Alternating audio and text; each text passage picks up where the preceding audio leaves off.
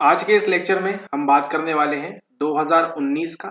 हम सॉल्व करेंगे हमारा PYQ एक्सप्लेन के साथ आपके रिसर्च वाले। ठीक है, आपके रिसर्च के जितने भी पैराग्राफ्स हैं, 2 पैराग्राफ्स आए थे आपके 2019 में, तो वो यहाँ पर सॉल्व करेंगे आपकी मदद के लिए, क्योंकि आप लोग तो खुद से मदद करते नहीं हैं, समझते नहीं हैं चीजों को।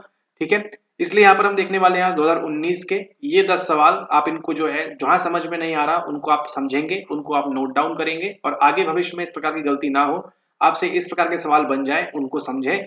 और उसी के साथ साथ जो आपको रिसर्च सीरीज कराई गई है उसको अगर आप अच्छे से देखेंगे तो आपके लिए यहाँ के सवाल आसान हो जाएंगे। ठीक है, रिसर्च प्लस टेस्टिंग के सवाल होंगे यहाँ पर, तो दोनों आपने देखा है तो आपके लिए और अधिक यहाँ पर आपके लिए आसान हो जाएगा।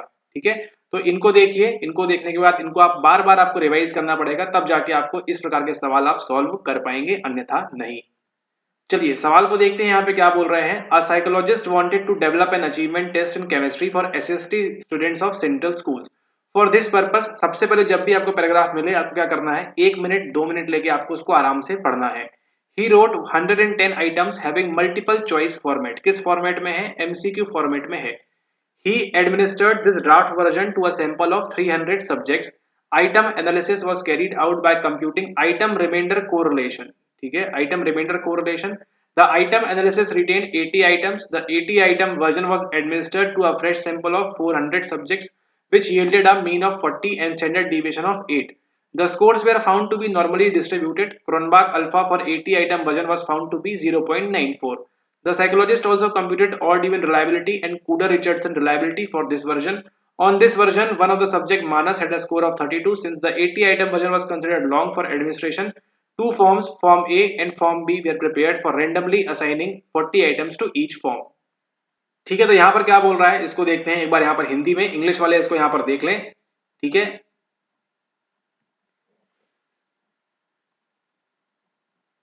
एक मनोविज्ञानी केंद्रीय विद्यालयों के एसएससी छात्रों के लिए रसायन विज्ञान में एक लब्धि परीक्षण तैयार करना चाहता था। मतलब यहाँ जो रिसर्चर है, टेस्टर है, क्या बनाना चाह रहा है? एक टेस्ट बनाना चाह रहा है। इस उद्देश्य से उसने 110 मदें लिखी। इनिशियली कितनी लिखी गई थी? वहां पर 110 लिखी गई थी, आपको बताया था। इसके बाद हम किसका इस्तेमाल करते हैं? आइटम एनालिसिस का। प्रत्येक मद में 4 विकल्प थे। कितने थे? 4 विकल्प थे, जिनमें से एक विकल्प सही था। आंसर केवल एक ही के सही थे। उसने इस प्रारंभिक प्रारूप को 300 विषयों के प्रतिदर्श पर लागू किया। सैंपल 300 था। मद शेष समुद्र की गणना द्वारा मद विश्लेषण किया गया। मद विश्लेषण ने 80 मदों को बनाए रखा। अब 110 से कितने हो गए आइटम्स? 80 आइटम्स हो गए। 80 मदों के प्रारूप को 400 विषयों के एक नए प्रतिदर्श पर लागू किया गया, जिसमें 40 का मध्यमान और 8 का मानक विचलन उत्पन्न हुआ। प्राप्तांकों के सामान्य रूप से वितरित पाया गया। 80 मदों के प्रारूप के लिए क्रोनबाक अल्फा 0.94 मिला। ठीक है, 0.94 क्या है मिला हमको? यहाँ पर क्रोनबाक अल्फा मिला, जो कि कैसा होता है? जो कि अच्छा होता है ना। मनोवैज्ञानिक ने इस प्रारूप के लिए सम विषम विश्वसनीयता, ये कौन सी है? सम विषम वाली, और कूडर रिचर्डसन स्प्लिट हाफ, ठीक है, और कूडर रिचर्डसन विश्वसनीयता की भी गणना की। एक विषयी मानस ने इस प्रारूप में 32 अंक प्राप्त किए। चूंकि 80 मत का प्रारूप लागू करने हेतु लंबा माना गया, इसलिए 2 फॉर्म ए और फॉर्म बी तैयार किए गए। प्रत्येक फॉर्म में यादृच्छिक रूप से 40 मदें डालकर किया गया। ठीक है, देखिए क्या हो रहा है यहाँ पर। 110 मदें स्टार्टिंग में थी। आइटम एनालिसिस के बाद कितनी बची यहाँ पर? अब बची 80। किस टाइप की है? एमसीक्यू टाइप की है। ठीक है, एमसीक्यू टाइप की है, इसका मतलब कितने आंसर होंगे उसमें? एक ही आंसर सही होगा और एक क्या होगा? एक रॉन्ग होगा। मतलब एक ट्रू होगा और बाकी जो भी होगा फॉल्स होंगे। तो इस प्रकार के हमको क्या कहते हैं? इसको, इस प्रकार के आइटम्स को हम कहते हैं क्या? डाइकोटोमस। कैसे कहते हैं? डाइकोटोमस कहते हैं। क्यों? क्योंकि हमारे पास क्या है, कितने भी ऑप्शंस हो, भले ही यहाँ पर 10 ऑप्शंस क्यों ना हो, आंसर केवल अगर एक का ही सही है तो वो किस प्रकार का मद होगा? वो एक द्विपंक्तिक या फिर डाइकोटोमस आइटम यहाँ पर होगा। ठीक है, ध्यान रखिएगा इस बात को। डाइकोटोमस क्या होता है? डाइकोटोमस आइटम कब है? जब आपके पास क्या दिया है, प्रत्येक मद में 4 विकल्प थे, जिनमें से एक विकल्प सही था। जब भी एक आंसर सही होगा, किस टाइप का होगा आइटम? डाइकोटोमस होगा। इसका आपको ध्यान रखना है। ठीक है, लेकिन अगर मान लीजिए करेक्ट ऑप्शन अगर 2 है उसमें, तो डाइकोटोमस नहीं होगा। इसका आपको ध्यान रखना है। अगर एक ही ऑप्शन सही है, बाकी 3 गलत है या 4 गलत है या 5 गलत है, कोई फर्क नहीं पड़ता यहाँ पर किस प्रकार का आइटम होगा। यहाँ पर ये आपका डाइकोटोमस आइटम ही होगा हमेशा। ठीक है, इसको आप यहाँ पर ध्यान रखेंगे। उसके बाद देखिए क्या बनाया, 40 का मीडियन बनाया उसने, मध्यमान, और 8 का मानक विचलन था यहाँ पर। ठीक है, अब यहाँ पर देख लेते, चलिए सवालों को हम यहाँ पर क्या बोल रहा है। यहाँ पर सवाल बोल रहा है मध्य शेष सहसंबंधों की गणना के लिए निम्नलिखित में से कौन सा सहसंबंध उपयुक्त होगा। यहाँ क्या बोल रहा है, for computing item remainder correlations which one of the following correlations would be suitable. पहले भी बताया हुआ है कई बार ये बात, ठीक है। क्या जब भी आपका आइटम रिमाइंडर होगा क्या आएगा आंसर, आपका पॉइंट बाय सीरियल कोरिलेशन होगा वहां पर आंसर, ठीक है। क्या आंसर होगा वहां पर, पॉइंट बाय सीरियल कोरिलेशन वहां पर आंसर होगा। और पॉइंट बाय सीरियल क्यों होता है, इसका उत्तर कहां मिलेगा आपको, रिसर्च सीरीज में जहां पे आप पढ़ रहे थे कोरिलेशन के बारे में, पूरी वहां पे व्याख्या मिल जाएगी पॉइंट बाय सीरियल क्या होता है, ठीक है। अगर आप भूल चुके हैं तो जाके रिवाइज करना पड़ेगा, रिवीजन के अलावा कोई रास्ता नहीं है, ठीक है। पॉइंट बाय सीरियल कोरिलेशन क्या है, आपका कैसे मदद करता है आपके आइटम रिमाइंडर में। आपको एक बात ध्यान रखिए, इसको आप रट लीजिए, याद कर लीजिए, अच्छे से समझ जाइए। आइटम रिमाइंडर की जब भी हम बात करेंगे, यानी आइटम जो बच जा रहा है मध्य शेष, और आइटम टोटल, ठीक है, आइटम टोटल, आइटम रिमाइंडर और आइटम टोटल जब भी हम कैलकुलेट करेंगे, कंप्यूट करना होगा, हम किसका इस्तेमाल करेंगे, हम पॉइंट बाय सीरियल का इस्तेमाल करते हैं। आइटम रिमाइंडर, आइटम टोटल के लिए हम किसका इस्तेमाल करेंगे, पॉइंट बाय सीरियल का इस्तेमाल करेंगे हमेशा, इसका आपको यहाँ पर ध्यान रखना है। उसी के साथ साथ एक और चीज आपको बताई गई थी पहले भी, जब भी क्या हो आपके पास इंटर आइटम हो, है ना, इंटर आइटम कोरिलेशन मतलब आइटम नंबर 1 और आइटम नंबर 2 के मध्य जो यहाँ पर कोरिलेशन है, इसके लिए किसका इस्तेमाल करते हैं, इसके लिए इस्तेमाल करेंगे हम इंटर आइटम के लिए, अंतर मदों के लिए किसका इस्तेमाल करेंगे, हम इस्तेमाल करते हैं फाई कोएफिशिएंट का, ठीक है। किसका इस्तेमाल करते हैं हम फाई कोएफिशिएंट का इस्तेमाल करेंगे। अब फाई कोएफिशिएंट क्या है, इसको जानने के लिए क्या देखना होगा हमको, रिसर्च सीरीज हमको अच्छे से देखनी होगी, अच्छे से रिवाइज करना होगा, ठीक है। फाई कोएफिशिएंट इंटर आइटम के लिए और आइटम रिमाइंडर के लिए और आइटम टोटल के लिए किसका इस्तेमाल करेंगे, हम पॉइंट बाय सीरियल का इस्तेमाल करेंगे, ठीक है। इसको ऐसे भी याद रख सकते हैं आप, आइटम रिमाइंडर, आइटम टोटल, और ये आपका पी, है ना, आईटीपी पीटीआई जैसे भी आपको याद रखना है, आईटीपी ऐसे रखिए, आइटम टोटल और आइटम रिमाइंडर के लिए किसका इस्तेमाल करेंगे आप पॉइंट बाय सीरियल का इस्तेमाल करेंगे। और इसी के साथ आप इंटर आइटम के लिए, इंटर आइटम के लिए इस्तेमाल करेंगे आईआईपी, इसको याद रखना ज्यादा इजी है, ठीक है। इंटर आइटम के लिए किसका इस्तेमाल करते हैं आप, पॉइंट सॉरी फाई कोएफिशिएंट का इस्तेमाल करेंगे, तो दोनों पीपी है यहाँ पे क्या, ठीक है। तो जैसा भी आपको याद रखना है, जो भी निमोनिक आपको बनाना है आप बना सकते हैं उसको। इंटर आइटम के लिए फाई कोएफिशिएंट होगा हमेशा, आइटम रिमाइंडर आइटम टोटल के लिए किसका इस्तेमाल करते हैं हम, पॉइंट बाय सीरियल कोरिलेशन का। अब देख लीजिएगा वहां पर पॉइंट कोरिलेशन दिया हुआ है या नहीं दिया हुआ है आप ऑप्शन के अंदर, ठीक है। तो ये रहा आपका पहला सवाल, आंसर क्या है इसका, point biserial. For computing item remainder correlation किसका इस्तेमाल करेंगे हम, पॉइंट बाय सीरियल का। फाई कोएफिशिएंट कब होता, जब यहाँ पे क्या लिखा होता, यहाँ पे लिखा होता इंटर आइटम या इंटर आइटम, ठीक है। चलिए अब चलते हैं अगले सवाल के ऊपर। यहाँ पे देखिए क्या बोला है, बोल रहे हैं इन the above study the psychologist computed 3 reliability coefficient. यहाँ पे देखिए आपको बता रहा है ये भी रिलायबिलिटी कोएफिशिएंट है, ये भी रिलायबिलिटी कोएफिशिएंट है और ये भी रिलायबिलिटी कोएफिशिएंट है, ठीक है। ये तीनों क्या है, ये तीनों ही क्या है आपके रिलायबिलिटी कोएफिशिएंट है। ये समझ में आ गया आपको, okay.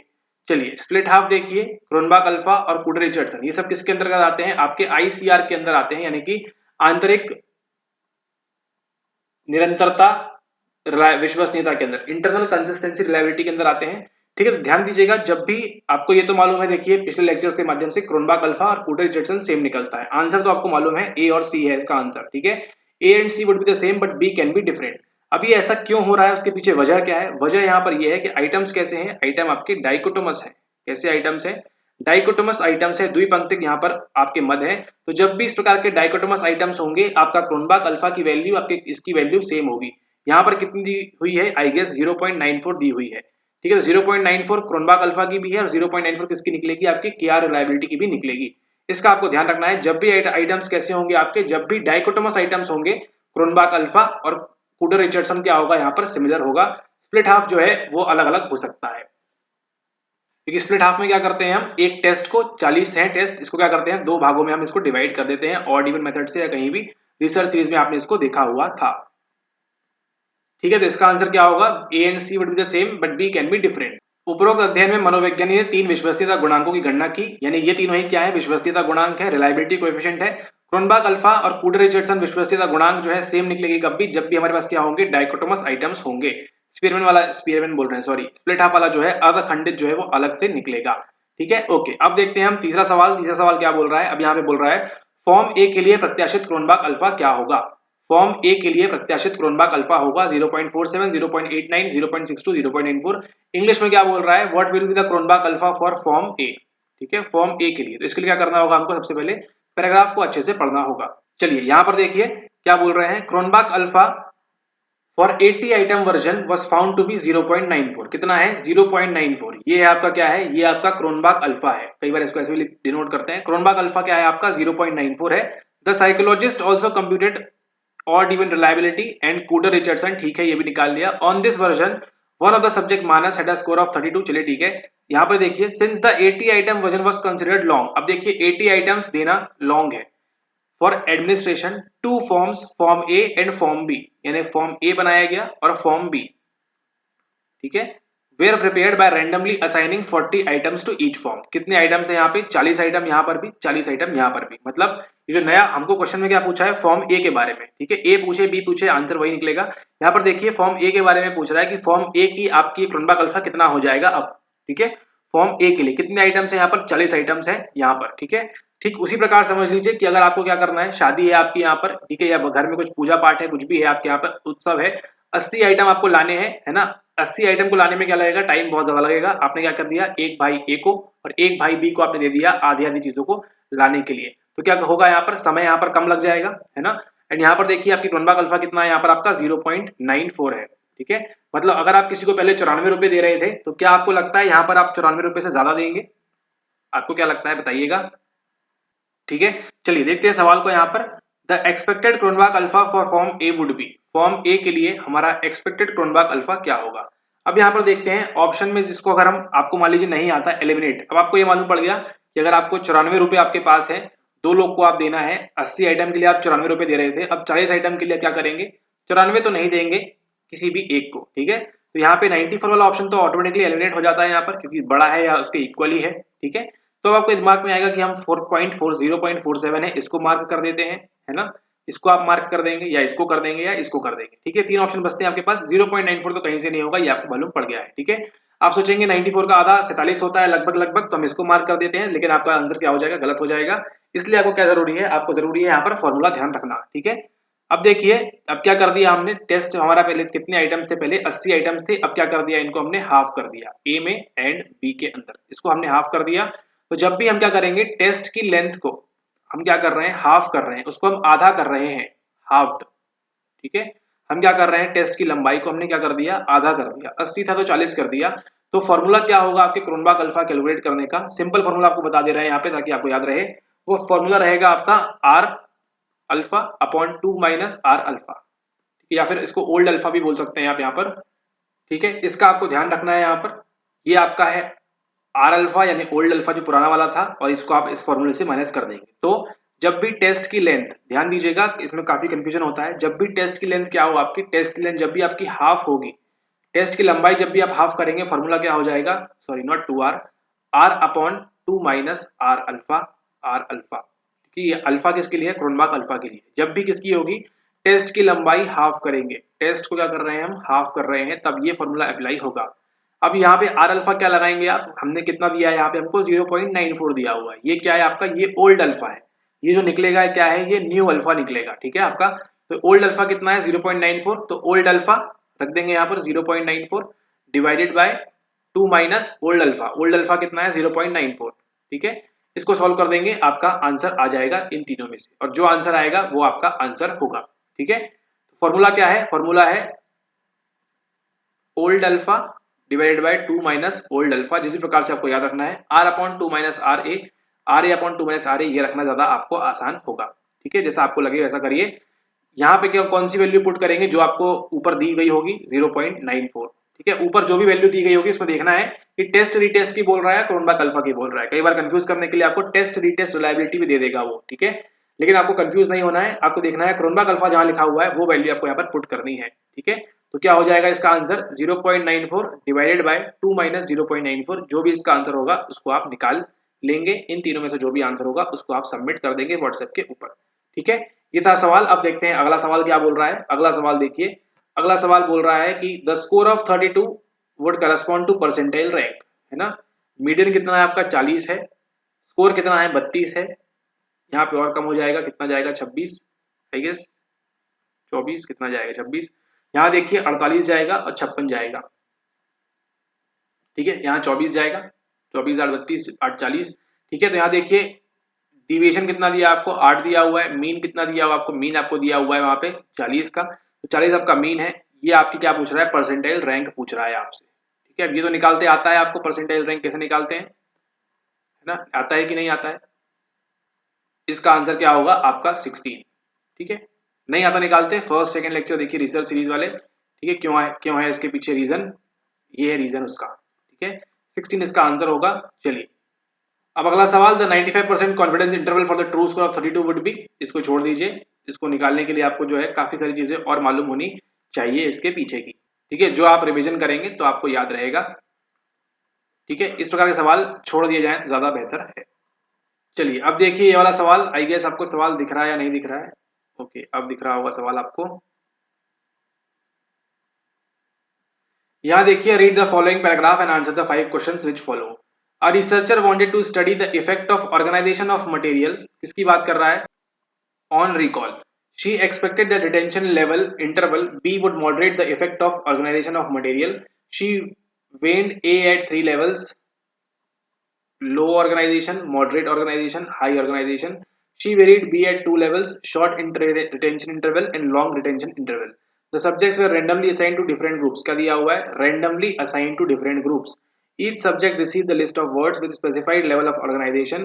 Each of them learned the list up to one errorless trial and was tested after the specified retention interval. All the subjects had also received the intelligence test. अच्छा, the number of items recalled by the subject was the dependent variable. The data was analyzed by the appropriate ANOVA, treating intelligence as a covariate. The partial results are given here. The sum of squares for organization of material कितना दिया है आपको यहाँ पर, 255 दिया हुआ है। The degree of freedom for error variance 115 दिया हुआ है। F रेशियो इंटरेक्शन के लिए A into B कितना है, 0.95, काफी ज्यादा उच्च नहीं है। ठीक है, ये दिया हुआ है, इसके आधार पे आपको यहाँ पर सवाल सॉल्व करने हैं। आई नो सवाल तो आपको यहाँ पर समझ में आ जाएंगे, लेकिन आपको जो पैराग्राफ समझ में नहीं आया तो उसको यहाँ पे डिब्रेक करते हैं। सबसे पहले देखिए यहाँ पर आराम आराम से पढ़ें इसको आप, तो क्या बोल रहा है यहाँ पे, सबसे पहले आपको पैराग्राफ मिलते साथ ही क्या ढूंढना है आपको, independent variable and dependent variable आपको ढूंढना होते हैं। ठीक है, एक शोधकर्ता पुनः स्मरण रिकॉल पर सामग्री संगठन के प्रभाव का अध्ययन करना चाहती थी। रिकॉल पर किसके, सामग्री संगठन का। उसने अपेक्षा की थी कि प्रतिधारित अंतराल बी सामग्री संगठन के प्रभाव को परिवर्तित करेगा। ठीक है, ये आपका ए और बी दिया हुआ है। ठीक है, ये क्या होगा आपके, ये होगा आपके इंडिपेंडेंट वेरिएबल। इसको आपको देखिए पैराग्राफ पढ़ के आपको निकालना पड़ेगा, तो ही आपसे सवाल पूरा का पूरा बनेगा। ठीक है, अगर आप इंडिपेंडेंट वेरिएबल अगर आप नहीं निकाल पा रहे हैं तो आप पैराग्राफ कभी सॉल्व नहीं कर पाएंगे। यहाँ पे क्या पूछा गया है, उसने ए को 3 स्तरों पर, यानी ए को 3 लेवल पे और संगठन का निम्न स्तर लो मीडियम और हाई पे, उसने बी को 2 स्तरों पे, कितना की डिजाइन बनेगी, 3/2 की बनेगी। ठीक है, पढ़ाया हुआ है आपको।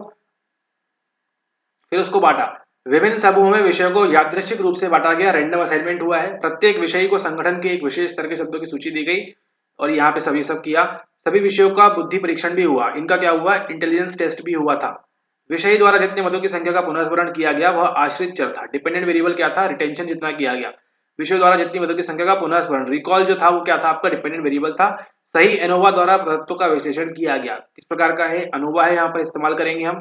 ठीक है, क्योंकि जिसमें बुद्धि को एक प्रसरक के रूप में लिया गया। बुद्धि क्या थी यहाँ पर, एक प्रसरक था, यानी क्या था, बुद्धि एक कोवेरिएट था। कोवेरिएट पढ़ाया हुआ है आपको, यस पढ़ाया हुआ है कोवेरिएट, कोवेरियंस की बात हो रही है। आंशिक परिणाम यहाँ दिए गए हैं। सामग्री संगठन ए यानी इंडिपेंडेंट वेरिएबल 1 का वर्गमूल कितना था, 255, जो आपको निकाल रहे थे वहां से फॉर्मूला निकालने के लिए। ठीक है, त्रुटि प्रसरण की मुक्ति कोटि कितनी, 115 थी। अंतक्रिया ए इंटू बी का अनुपात 0.95 था। प्राप्त परिणाम की उपयुक्त ढंग से व्याख्या की गई। ठीक है, समझ में आ गया पूरा क्या क्या हो रहा है, मतलब यहाँ पर क्या क्या आपके पास है, आपके पास है 2x3 का डिजाइन यहाँ पर आपके पास है। ठीक है, एंड उसके साथ साथ क्या है आपके पास, यहाँ पर आपके पास कोवेरिएंस भी दिया हुआ है। ठीक है, इसको भी आप यहाँ पर देखेंगे। ठीक है, इसका आपको यहाँ पर ध्यान रखना है। चलिए अब देखते हैं सवालों को, यहाँ पे क्या बोल रहे हैं। इस अध्ययन में कितने विषयों को सम्मिलित किया गया है, क्या पूछ रहे हैं, इस स्टडी के अंदर कितने सब्जेक्ट कितने हैं यहाँ पर। ठीक है, आपको क्या दी हुई है, डिग्री ऑफ फ्रीडम दी हुई है, कितनी होती है, 115। ठीक है, मुक्ति कोटि यहाँ 115 दी गई है यहाँ पर। ठीक है, डिग्री ऑफ फ्रीडम 115 दी गई है आपको यहाँ पर। इंग्लिश वाले देख लीजिए यहाँ पर, how many subjects have been employed in the study, क्या बोल रहे हैं, कितने सब्जेक्ट को यहाँ पर एम्प्लॉय किया गया है स्टडी के अंदर, 116, 120, 121 या फिर 122। तो आपको इनमें से सेलेक्ट करना है 116, 120, 121 या फिर 122। इसके लिए क्या करना होगा आपको, सबसे पहले पैराग्राफ को समझना होगा, पैराग्राफ बोल क्या रहा है फिर से एक बार अच्छे से, और आपको यहाँ पे समझ में आ जाएगा कि एनटीए में गलतियां किस प्रकार से होती हैं। इसलिए आपको थोड़ा सा आपको लक आपके साथ चाहिए होगा, अगर आप इसमें अच्छा स्कोर करते हैं तो, है ना। 2-2 नंबर भी मैटर करता है यहाँ पर। देखिए कैसे यहाँ पर लक जो है फैक्टर प्ले करता है। अब यहाँ पर देखिएगा क्या बोल रहे हैं यहाँ पे, ए को कितने लेवल पे किया गया है, 3 लेवल पे किया गया है, बी को 2 लेवल पे किया गया है, 3x2, ठीक है। 3x2 लेवल का डिजाइन है, मतलब यहाँ पर आप बताइए यहाँ पर आपके कितने ग्रुप्स बनेंगे, यहाँ पर आपकी के की वैल्यू कितनी होगी आपकी, यहाँ बताइए। अब के कैसे निकालते हैं, इसके लिए तो आपको रिसर्च सीरीज देखनी होगी, है ना। के कैसे निकालते हैं, सिंपल सी बात है, के क्या होते हैं आपके नंबर ऑफ ग्रुप्स जो आपके बन रहे हैं आपके डिजाइन के अंतर्गत। यहाँ पे कितने डिजाइन बन रहे हैं, 3 + 2 5 बन रहे हैं क्या डिजाइन, नहीं ऐसे नहीं बनता है, ठीक है, ऐसे डिजाइन नहीं होता है। कितना होगा इसका आंसर, इसका आंसर आएगा आपका 6 बन रहा है यहाँ पर, ठीक है। तो के की वैल्यू कितनी है, के की वैल्यू इक्वल टू 6 है। यहाँ पे क्या दिया है, डिग्री ऑफ फ्रीडम कितनी दी हुई है आपको, यहाँ पर देखिए ऊपर यहाँ बोल रहे हैं the degree of freedom for error variance was 115। कितना है एरर वेरिएंस के लिए, कितना है आपका 15 यहाँ पर दिया हुआ है, ठीक है। तो यहाँ पे आपकी एरर कितनी है, एरर वेरिएंस आपको दी है 115, ठीक है। और आपको क्या बोला है, degree of freedom, degree of freedom क्या होती है आपको मालूम है, n माइनस के। यहाँ पे 115 दिया हुआ है, 115 is equals to n minus k लगा देंगे, के कितना है आपके पास, के 6 है, n माइनस 6 इधर जाएगा तो क्या होगा 115 + 6 121 की वैल्यू आ जाएगी, ये आपका आंसर हो जाएगा, ठीक है। आपका आंसर कितना आ गया, ये आ गया 121, लेकिन ये आंसर करेक्ट है, सही है एज पर एनटीए। उन्होंने जो है यहाँ पर एक चीज भूल गए कि क्या बोल रहे थे, वो कोवेरियंस के बारे में बात कर रहे थे, और यहाँ पे जो ऊपर आपके फिक्स्ड फैक्टर्स हैं, ठीक है। तो यहाँ पर देखिए एक और आपके जो एनकोवा के लिए फॉर्मूला होता है ओरिजिनल, वो क्या है, वो है आपका n minus K minus 1 is equals to degree of freedom. ANCOVA की डिग्री ऑफ फ्रीडम कितनी होगी, यहाँ पर आपकी n माइनस के माइनस 1 होती है, कौन से केस में, अनकोवा के केस में, ठीक है। आपको ऊपर अनकोवा की बात की है क्योंकि यहाँ पे किसको लिया है, अनोवा के साथ साथ जब हम क्या करते हैं कोवेरियंस को ऐड कर देते हैं तो आपको अनकोवा बनता है, ये बताया हुआ है आपको, ठीक है। तो डिग्री ऑफ फ्रीडम कितनी होगी आपकी n माइनस के माइनस 1। अब लगा के देखिए जरा आंसर कितना है, के 6 है, ये -1 है, और डिग्री ऑफ फ्रीडम कितनी है 115 है, ठीक है। उसके बाद देखिए यहाँ पर n minus 7 is equals to 115, 115 में आप 7 जोड़ेंगे तो कितना आएगा, ये होना चाहिए ओरिजिनली करेक्ट आंसर 122, ठीक है। ओरिजिनली करेक्ट आंसर कितना होना चाहिए, 122 होना चाहिए, लेकिन यहाँ पे उन्होंने एरर वेरिएंस के जो आप लगाते हैं n माइनस के अनोवा के अंदर, उसी को यहाँ पे उन्होंने अप्लाई कर दिया है, और आपका आंसर यहाँ पर 121 दे दिया है, ठीक है। तो ये आंसर है एनटीए के अनुसार, और ये आंसर है सही नॉलेज के अनुसार 122, ठीक है। अनकोवा के लिए 122, इसका यहाँ पर आप ध्यान रखेंगे। इसके लिए डिग्री ऑफ फ्रीडम कितना होता है, n माइनस के माइनस 1, ऊपर के जो फैक्टर्स हैं फिक्स्ड है, 3x2 की यहाँ पर बात हो रही है, इन द सेंस उनके जो लेवल्स है यहाँ पर फिक्स है। देखिए यहाँ पर low, moderate, high, short term interval, long retention interval की यहाँ पर बात कर रहे हैं।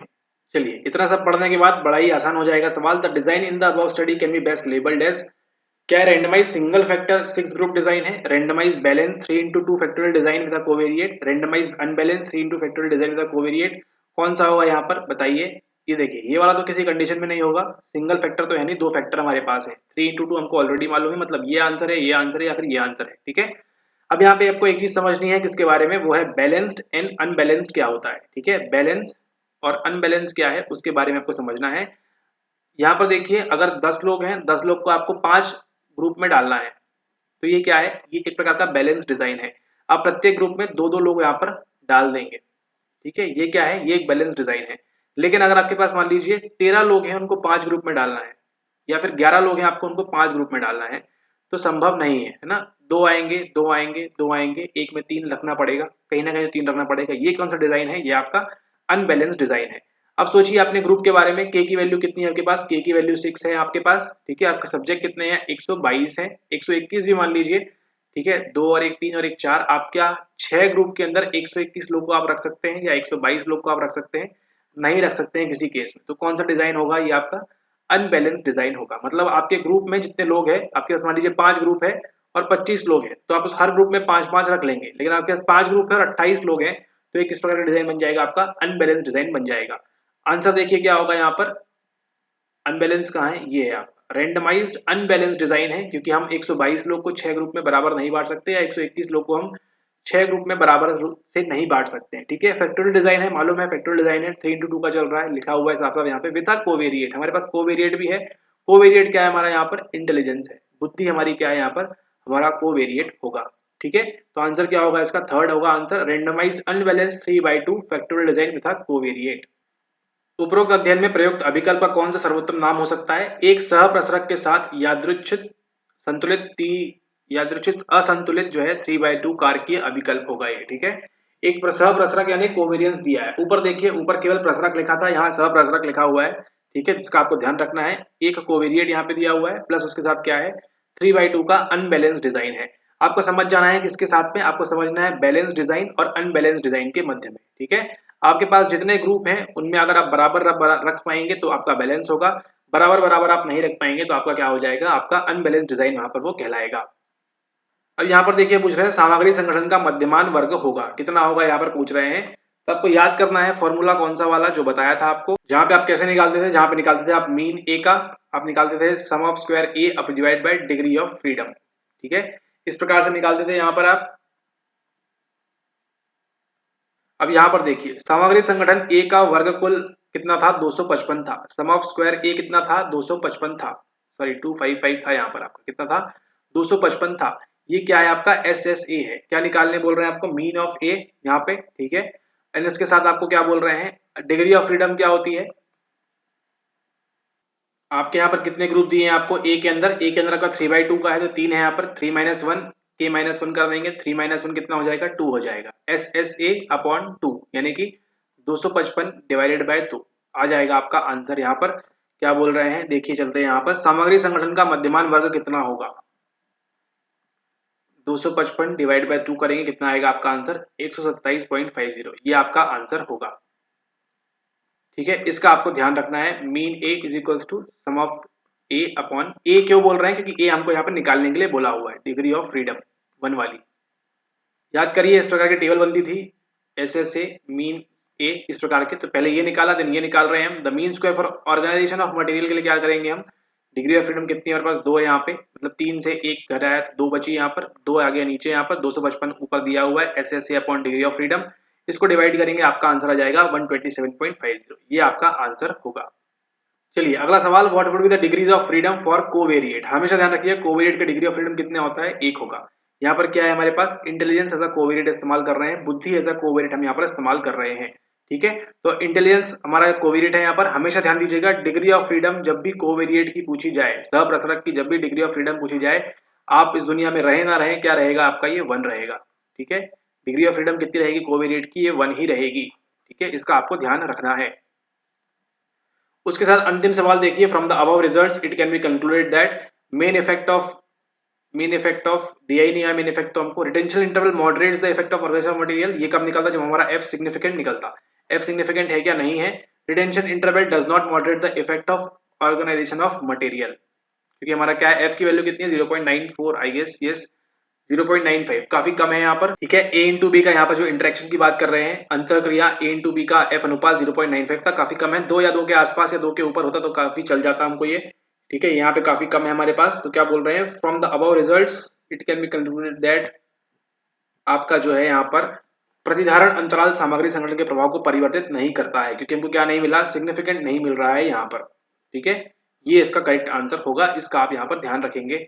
और एक और बात आपको ध्यान रखनी है, वो क्या है, वो है आपका रिवीजन। रिसर्च सीरीज देखिए ऐसी है, जितना आप इसको नहीं करेंगे उतना आप भूलते जाएंगे, इसलिए क्या करना है आपको, डेली इसको आपको बार बार रिवाइज करते जाना है, तब आपको ये सवाल क्यों हो रहा है उसके पीछे का रीजन आपको जल्दी समझ में आएगा। हम बता रहे हैं समझ में तो आ रहा है, लेकिन आपको फटाफट ग्रास्प कब होगा, जब आपने उन लेक्चर्स को बार बार अच्छे से किया होगा। एक बार करने से नहीं आएगा आपको, पहली बार अपने जीवन में तो पढ़ा है इतने अच्छे से, ठीक है, उसको बार बार करेंगे आप, 2 टाइम्स 3 टाइम्स 4 टाइम्स, जब उसको बार बार आप करेंगे तो आपको ये क्वेश्चंस जल्दी समझ में आएंगे कि ऐसा क्यों बोल रहे हैं, कहां से क्या चीजें फटाफट निकाली जा रही हैं। ठीक है, ऑलराइट, इसी के साथ इस वीडियो में कवर किया हमने कंप्लीट आपके 2019 के जो पैराग्राफ्स थे आपके, उसको हमने कंप्लीट किया। ठीक है, अगले वीडियो में मिलेंगे तो बात करेंगे हम किसी और विषय के बारे में, तब तक के लिए धन्यवाद। ये आपके पैराग्राफ्स थे कौन से, ये आपके पैराग्राफ्स थे जून्स वाले।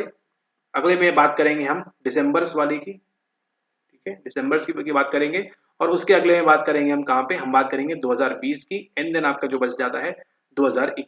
22-23 का ऑलरेडी हमने करके रखा हुआ है, ठीक है, तो उसकी आवश्यकता नहीं है। जून वाला डन है, दिसंबर 21-22 वाला जहाँ पर हम करेंगे। ठीक है, ऑल राइट, तब तक के लिए धन्यवाद। रिवाइज करते रहें, रिवीजन इज द की, जितना आप रिवाइज करेंगे उतना आपको यहाँ पर जल्दी समझ में आएगा।